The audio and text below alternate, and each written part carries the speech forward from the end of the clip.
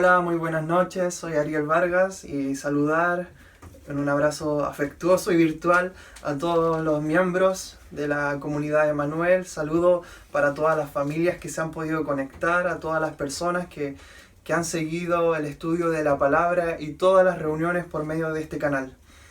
Es un honor poder hablar a ustedes y a la vez una gran responsabilidad. Y esperamos que Dios mediante, según Dios lo permita, se pueda reflejar hoy un mensaje que proviene desde su corazón. Espero también que estén pasando una cuarentena muy prudente, donde puedan ver en estos tiempos algo que el Señor nos ha permitido mostrar, algo que tenemos que entender y a la vez poder aprovechar estos tiempos de comunión en familia, estos tiempos de resguardo. Para continuar con la semana pasada, nuestro hermano David Robles nos estuvo indicando sobre el segundo testigo que indicaba la dirección de Dios hacia el pueblo de Israel. Esto quiere decir las trompetas. El sonido de las trompetas estuvimos estudiando que tiene distintas formas, distintos sonidos y distintas utilidades. Esto quería decir que habían distintas provisiones de Dios para hablar a su pueblo. Y si retrocedemos un poquito más, estuvimos analizando también que está la nube de testigo, que representaría el Espíritu Santo, y la trompeta representaría la palabra, que ambas cosas, tanto el Espíritu como la palabra, dan testimonio del Hijo, dan testimonio de Cristo, y nos dan dirección a nosotros, quienes somos la iglesia del Señor.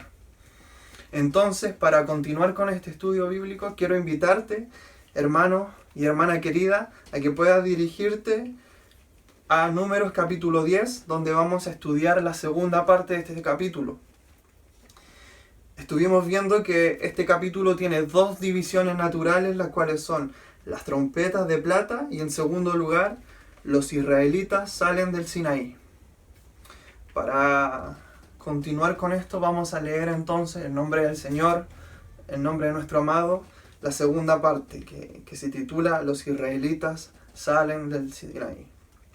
Y dice así: en el año segundo, en el mes segundo, a los 20 días del mes, la nube se alzó del tabernáculo del testimonio. Y partieron los hijos de Israel del desierto de Sinaí, según el orden de marcha, y se detuvo la nube en el desierto de Parán. Esto quiere decir, en los primeros versículos, que había un mandato del Señor de trasladarse. Recordemos que el pueblo de Israel estaba en el Sinaí desde Éxodo 19, todo lo que continuaba en Éxodo, todo Levítico, y ahora hasta Números capítulo 10. Esto contempla un año de estadía en el desierto de Sinaí. Jornada número 12, donde se ha instituido nuevos mandamientos, nuevas consagraciones y muy importante sobre todo el tabernáculo de testimonio. Entonces dice en el versículo 13: partieron la primera vez al mandato de Jehová por medio de Moisés. En el 14 dice: la bandera del campamento de los hijos de Judá comenzó a marchar primero por sus ejércitos, y Naasón, hijo de Aminadab, estaba sobre su cuerpo de ejército. Sobre el cuerpo de ejército de la tribu de los hijos de Isaacar, Natanael, hijo de Suar. Y sobre el cuerpo del ejército de la tribu de los hijos de Zabulón, Eliab, hijo de Elón. Y así desde el 14 en adelante se empiezan a registrar las 4 banderas existentes que marcaban cada 4 tribus las salidas del pueblo de Israel. Esto, para más información, puede recurrir, hermano, hermana, a Números capítulo 2, donde se registran el ordenamiento de estas tribus, quién acampaba, quién era en torno a qué dirección, quién era el líder o jefe de la tribu y qué bandera obtenían. ¿Ok? Entonces, para continuar, estamos en el versículo 17 y dice: después que estaba ya desarmado el tabernáculo, se movieron los hijos de Gersón y los hijos de Merari que lo llevaban.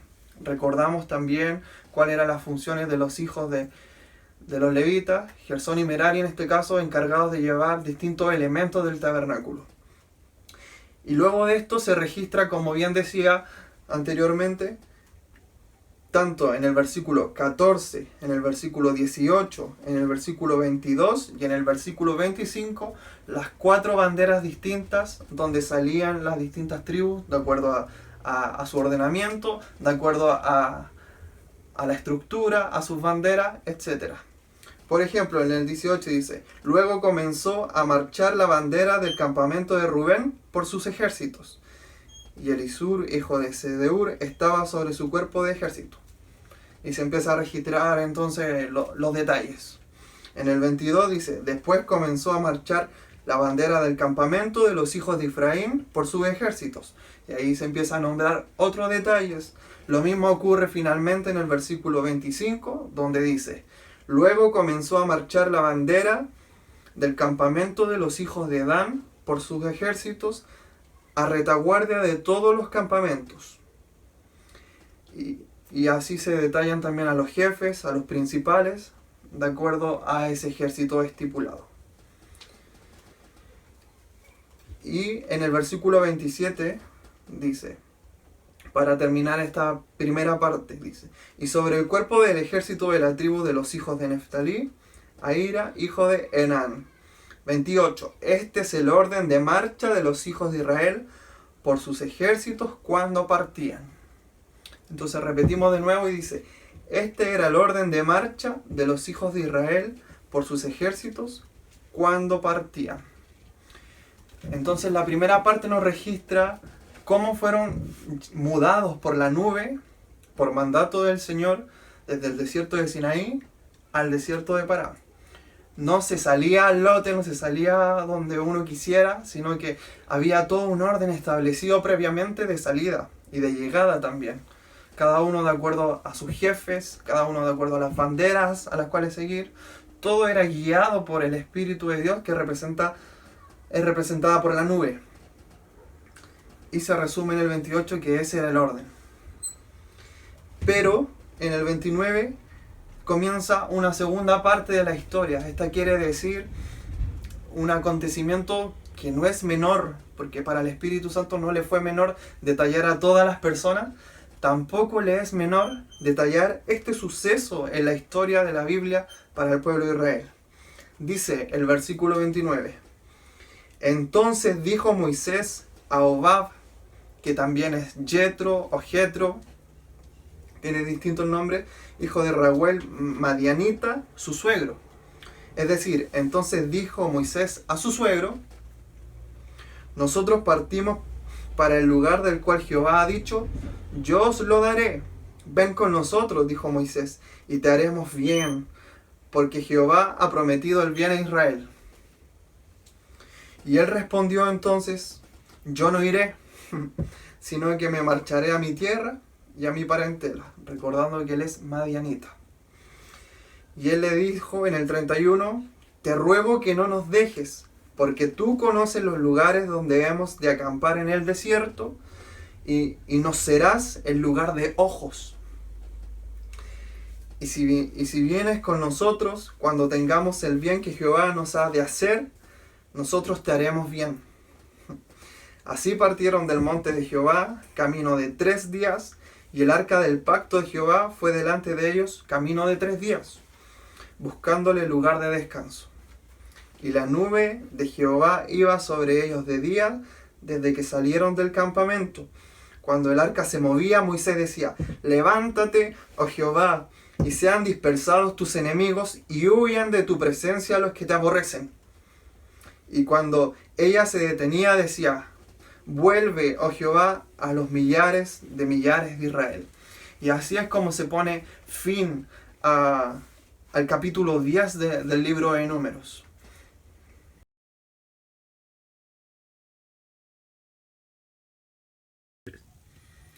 Para analizar la aplicación espiritual que tiene este pasaje, es necesario entonces pensar y reflexionar acerca del acontecimiento final que cierra y engloba este capítulo. Hemos entendido que a lo largo de los 10 primeros capítulos del libro de Números, todo marcha en orden. Hay dirección, hay voz de Dios, hay mandatos, hay ofrendas, hay consagraciones, se establecen distintos puestos de trabajo, distintas organizaciones, distintas tareas, se generan líderes, se generan ofrendas, se generan aportes, y se generan leyes. Todo pareciera que en los primeros 10 capítulos está perfectamente establecido para ir a tomar posesión de la tierra prometida.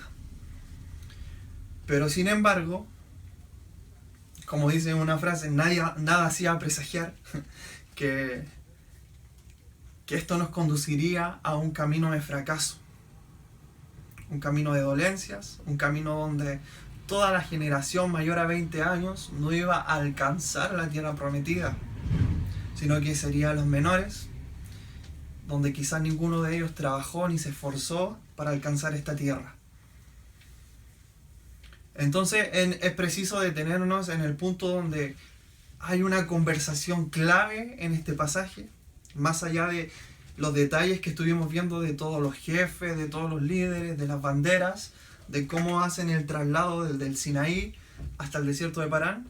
Para nosotros eso nos habla de orden y de que las cosas son organizadas. Pero también, insisto, hay otro episodio en esta breve historia que tiene algo que enseñarnos.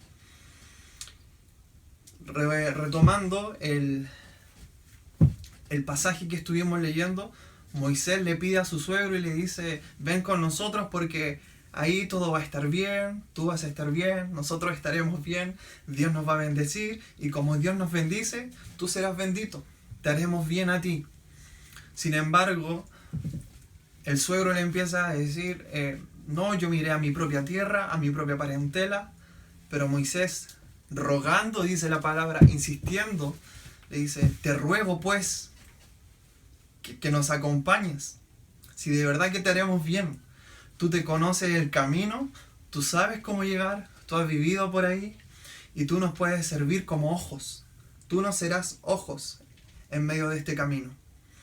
Entonces, en ese pequeño detalle, tú nos serás ojos, tú te sabes el camino, hay una enseñanza, hay una aplicación espiritual que nos corresponde entender y aprender y comparar si es que la estamos viviendo en nuestra vida también.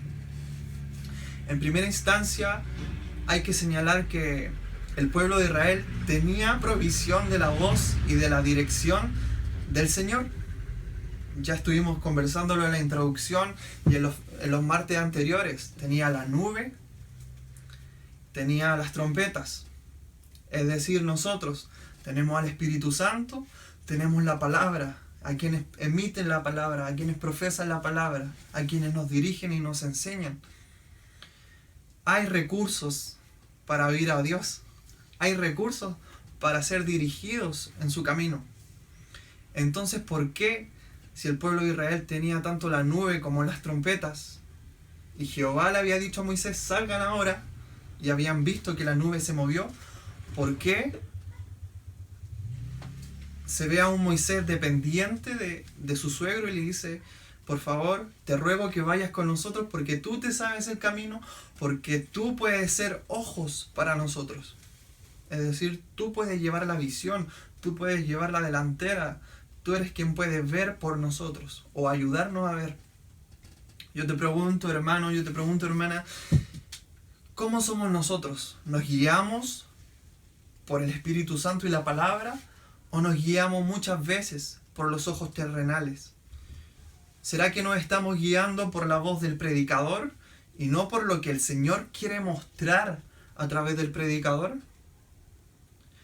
Esto significa que hay que simplemente omitir las prédicas, hay que omitir entonces a los pastores, hay que omitir a líderes. Para nada, para nada. Al contrario, la enseñanza es que debemos sí o sí discernir cuál es la voz de Dios para este tiempo, cuál es su palabra profética más segura, cuál es su verdad presente. Y para ello necesitamos entonces que, como ministros, como levitas que somos todos, estemos preparados, podamos distinguir la voz del Espíritu Santo, ya sea en su palabra, ya sea en lo que escuchamos, ya sea en las canciones que cantamos, ya sea en nuestro día a día, en familia, en tiempos de cuarentena. ¿Qué voz estamos escuchando? ¿Será que no es suficiente la provisión de Dios para hablarnos? ¿No es suficiente la trompeta? ¿No es suficiente la nube? ¿Será que es mejor el suegro de Moisés para guiarlos en el desierto, para llegar a la tierra prometida? ¿Qué piensan? Yo creo que por ningún motivo se debe juzgar ni condenar a Moisés. Para nada. Yo creo que Moisés tuvo un acontecimiento de hombre natural, de hombre de carne y hueso, de ser humano. Y nosotros no estamos exentos de eso. Por eso, muchas veces, ¿cuántos de nosotros nos hemos guiado por quien habla? ¿Cuántos de nosotros en alguna Santa Cena hemos discriminado cuánto nos hablará Dios? Pasa tal hermano o tal hermana y decimos, voy a pescar un poquito, voy a atender un poquito. Pasa alguien de otra índole, le voy a comprar todo. Y, insisto, mi idea no es analizar y empezar a juzgar con letra chica lo que están diciendo las personas, sino que todo lo contrario. Entender que Dios puede hablar, entender que Dios es suficiente para nosotros, para nuestra dirección. Ninguno de nosotros puede decir entonces, no tenemos a dónde ir porque no sé el camino. Y si no lo sabemos, es posible, hermanos, tener dirección, es posible. Muchas veces nos sentimos en momentos de desierto, nos sentimos en momentos que estuviéramos caminando el lado contrario, o a veces sentimos que ni siquiera avanzamos, sentimos que estamos retrocediendo incluso, pero probablemente Dios es quien nos está guiando a esos niveles de dependencia, a esos niveles de intimidad, a esos niveles de decir, Señor, yo no tengo ningún control, toma tú el control. Hay un ejemplo muy bonito que una vez escuché que decía que un hombre estaba en las calles de Nueva York en un día con horario punta, día de semana, y todos se chocaban el hombro, todos caminaban rápido, miles de taxis, miles de publicidades por todos lados, mucha contaminación acústica, mucho ruido. Y eso generó un cansancio para el hombre, tanto que no supo hacia dónde dirigirse y probablemente cruzó en rojo en un semáforo, porque no los podía ver. Pero cuando subió al edificio, a la torre más alta, al último lugar, pudo darse cuenta y miró hacia abajo y vio que toda la ciudad estaba tan tranquila y silenciosa. Parecían hormiguitas que se movían de un lado a otro y todo se veía adornado, todas las calles, las cuadras, los automóviles estaban tranquilos y ordenados. ¿Por qué saco este ejemplo? Porque esa es la perspectiva de cómo Dios ve las cosas. Quizás nosotros vemos todo un tormento, estamos viendo todo revoltoso, sin embargo Dios que ve desde arriba, desde lo alto, que sus pensamientos son más altos, que su visión ve más allá que la nuestra. Él quizás nos dice en estos tiempos, tranquilos, tranquilos, está todo bajo control. No hay nada que yo no esté mirando, no hay nada que nos escape de mí. Pero ¿por qué entonces depender de la visión de Jethro, de Hobab? ¿Por qué depender de la visión del suegro de Moisés si ya tenemos la provisión? Insisto, no es para condenar a Moisés, pero es necesario entender que todos somos naturales y muchas veces somos desconfiados. Adán caído, nuestra naturaleza caída, nuestro pecado nos ha hecho discriminar a las personas, nos ha hecho juzgar de mala manera, nos ha hecho fijarnos en la apariencia, en los pecados, en las fallas de la persona, y después de tanto análisis decimos, ¿le compro o no le compro?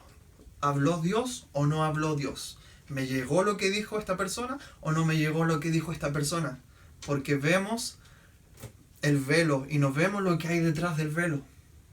Y asimismo por el lado de nosotros quienes tenemos la responsabilidad y el privilegio también de ministrar. ¿Cuántas veces nosotros hemos sido confundidos con nuestros ojos naturales y no hemos querido ver cómo Dios está mirando? ¿Cuántas veces hemos emitido un sonido de trompeta que desentonó toda la partitura de Dios y desafinó? ¿Cuántas veces nuestra voz, nuestra alma, nuestras sensaciones han sido mayor, ya sea recibiendo como emitiendo? Entonces en este pasaje es muy importante analizar qué estamos escuchando, qué vamos a escuchar y qué decisiones vamos a tomar de aquí a ahora en estos tiempos de familia. Cristo es la cabeza de la iglesia, lo dice su palabra en Efesios 1, 22, 23, que Él es la cabeza, nosotros somos cuerpo, y que toda su plenitud lo llena todo en todo. Pero Él es la cabeza. ¿Cuántos de nosotros hemos pensado en criticar a las cabezas? ¿O cuántos de nosotros hemos querido alcanzar un puesto de cabeza? Hay distintos ejemplos porque somos desconfiados, insisto, nuestra naturaleza nos hizo ser desconfiados. ¿Cómo voy a amar? ¿Cómo voy a entregar mi vida por completo a alguien que no veo? ¿Cómo lo voy a hacer? Para muchos es locura, dice la palabra. Locura. Y el hombre natural no puede percibir estas cosas porque se disciernen de forma espiritual. ¿Cómo yo entonces puedo adorar, cantarle, entregar todo a alguien que no veo? Si incluso me cuesta amar a quien sí veo, si incluso me cuesta obedecer a quien sí veo, si incluso me cuesta sujetarme, ser humilde con quienes sí veo. Resulta entonces difícil vivir con esta desconfianza de que queremos ver todo, queremos tener el control de todo, queremos analizar todo y queremos gobernar. Simplemente eso, nuestra carnalidad hace que nosotros nos movamos a donde yo quiera, como yo quiera. Si quiero, lo hago. Si no quiero, no lo hago. Si me dan ganas, lo hago. Si no me dan ganas, no lo hago. Yo ya estoy grande, yo ya me la sé, yo ya llevo años.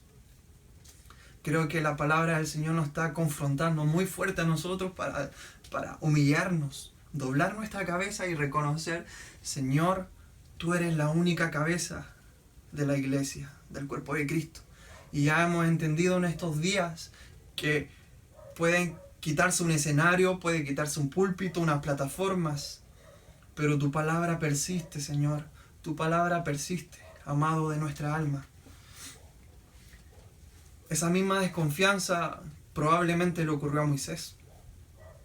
Esa misma desconfianza le ocurrió al pueblo cuando hicieron un becerro de oro, porque se tardaba tanto Moisés.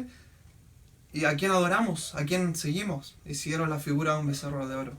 Eso mismo pasa en Samuel, cuando el pueblo empieza a mirar a izquierda, a derecha, empieza a decir, todas las naciones tienen un rey, todos los pueblos tienen rey, ¿por qué nosotros no? Samuel, por favor, queremos un rey, unge a alguien como rey. Queremos ser como las demás naciones, queremos ver a alguien que nos gobierne. Yo me imagino el corazón del Señor en ese episodio diciendo, pero si yo soy su rey, pero si yo soy su Señor, no te compares con las otras naciones. Feliz es la nación cuyo Dios es el Señor. Pero nosotros hemos empezado a levantar como cabeza a quienes vemos, o a caso contrario, destruir a las cabezas que tenemos.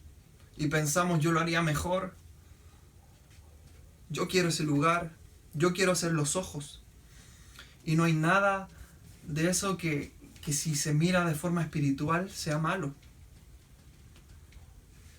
El Señor nos ha mandado a ser usados, a trabajar, a esforzarnos, a ir por más, a tomar posesión de la tierra.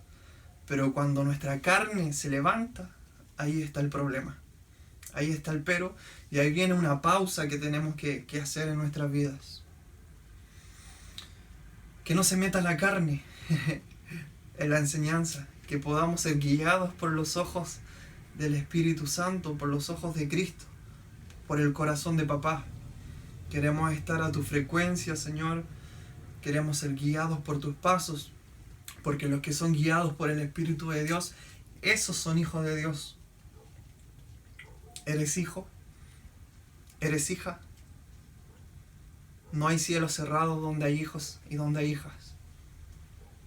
Que puedan haber cielos abiertos en tu casa, que puedan haber cielos abiertos en tu familia, y que hoy puedan reconciliarse el corazón de los padres hacia los hijos, de los hijos hacia los padres, y que se levante el sacerdocio de los padres, del papá, de la mamá, la bendición que viene de los padres, el ser cabeza visible.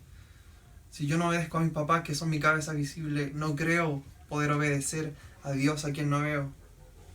Esto nos lleva a un evangelio práctico, a un evangelio que resulta sencillo, pero que cuesta, que es difícil.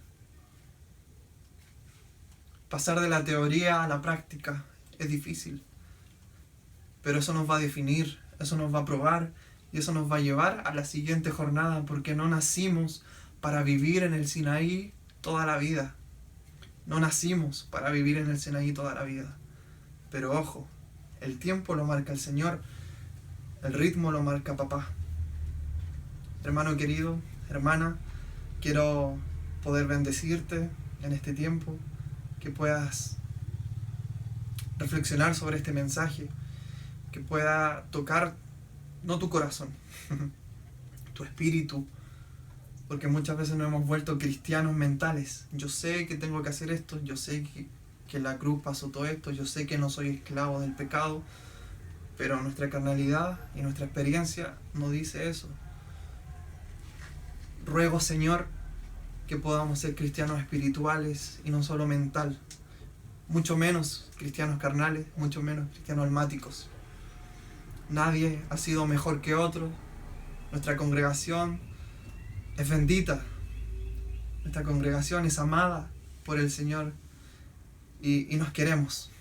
Sigamos en esto, sigamos luchando juntos, sigamos fortaleciéndonos como familia, porque ya habrá tiempo de cantar la nueva canción. Un abrazo a todos ustedes. Por favor, compartan este mensaje y nos estamos viendo en otra próxima oportunidad. Adiós.